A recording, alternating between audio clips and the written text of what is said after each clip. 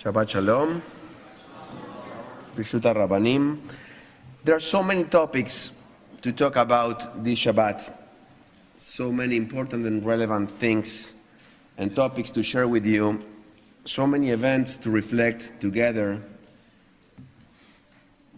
Events that take place in the world we live in. And also a wonderful Parsha, very rich section of the Torah that includes dreams, jealousy, family relationships, and many more. But I wanted to talk with you about something completely different, something, I don't know how to say it, but I think it is important. The next season of Discovery's Mythbusters will be the last.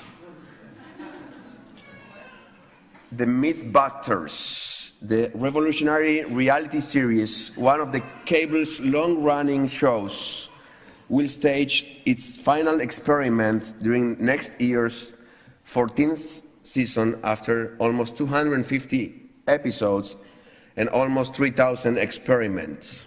So please raise your hands if you know what I am talking about. Oh, that's very good. Mythbusters is a TV show.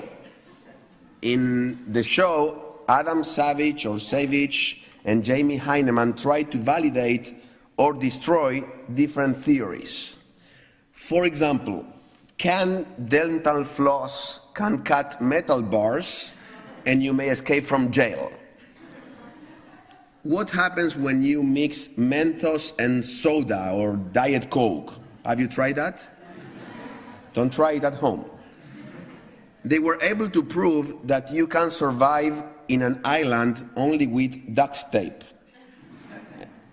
And I did not watch many chapters of this program, but I remember I got engaged. I must say I've seen 2 of them, that's all. But I engaged with one when they were trying to see if there is such a thing like the killing cards. The myth of the magician throwing cards at a person and killing people. You know what I'm talking about? Yes? Well, that was desmythified and that doesn't happen. Okay, so now that we do not have the Mythbusters anymore, we need to do it ourselves. And this is something I like to do. Please do not take me literally, but in today's Drash, I would like to review a little bit the story of Hanukkah. So who are the characters we know from the story? The most important ones. There's a king, and his name was Antiochus Epiphanes. Yes, that's the name. Yes, am I right? Yeah, thank you. So then we have Matityahu. You know Matityahu? Yes, and he had 5 sons. Remember? Yohanan, Shimon, Eleazar, Jonathan, and Yehuda. Very nice. The Maccabim. They're called not the Maccabees that we will present here soon, not this Sunday, the following Sunday, so please buy your tickets. So the Maccabim, and some people believe that this is an acronym of Mi Kamocha Ba'elim Hashem, or Maccabim is also a name for hammers.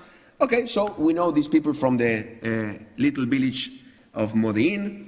So who is the big hero of this story? The big hero of the story is a guy whom we do not know his name. The big hero of this story is the priest who hid the flask of oil. It is an anonymous hero. Did you ever look at the story of Hanukkah on that way? Think for a second what would have happened if that priest did not hide the flask of oil. No oil, no candles, no miracle, and worse than everything else, no latkes. So let's take a minute and think. What was the priest thinking of when he hid the flask? What did he want to preserve? His identity, his future, the work of his hands? Let's think. What do you want to preserve? Your identity, your future, the work of your hands? What is so unique that you want to preserve? Let's take a look at the oil. You know what oil is, yes? You press a little bit of an olive and you get oil. But the oil starts with hidden flasks and it ends with bright candles. It starts in a dark place and it ends with Pirsume de Nisa, showing everybody that there was a miracle. It starts probably in a hidden chamber of the temple, in a place where very few people can see it. And it ends up lighting millions of homes, and everybody can see it. The priest wanted to hide the oil, a simple act, a small act of hope, of faith. Oil is a meaningful element in our tradition. Kings were anointed with oil. Why? Why with oil? Why not tomato juice? It's a valid question, isn't it?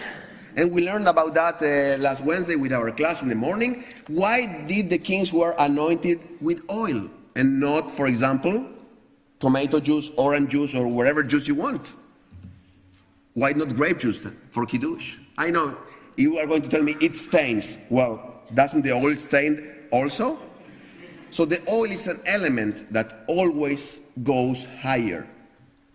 If you mix oil with any other liquid, the oil goes higher. That is the importance of oil. It needs to elevate us. That was the meaning when they anointed the king. They put oil on the head to elevate the king. And I strongly believe that is something we would like to preserve, the possibility of elevating ourselves.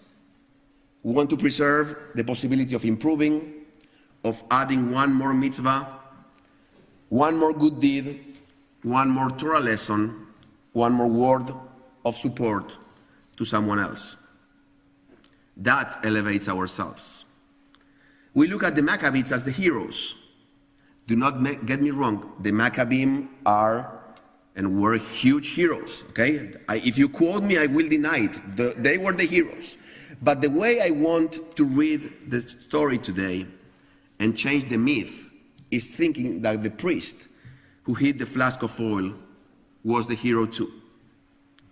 He had the hope that one day we may return. One day his act will make others return. And the oil reminds us to live with high hopes, with high values, with high spirituality. They all remind us to live our lives like the priest, becoming anonymous heroes behind the scenes with faith and love for our people. So tomorrow night, when we all light the candles, when you light the candles of Hanukkah, think that we can live a life of Torah, mitzvot, spirituality, and we can always, in silence, behind the scenes, with humbleness as the priest did, we can always reach a higher level. Shabbat Shalom u'mevorach.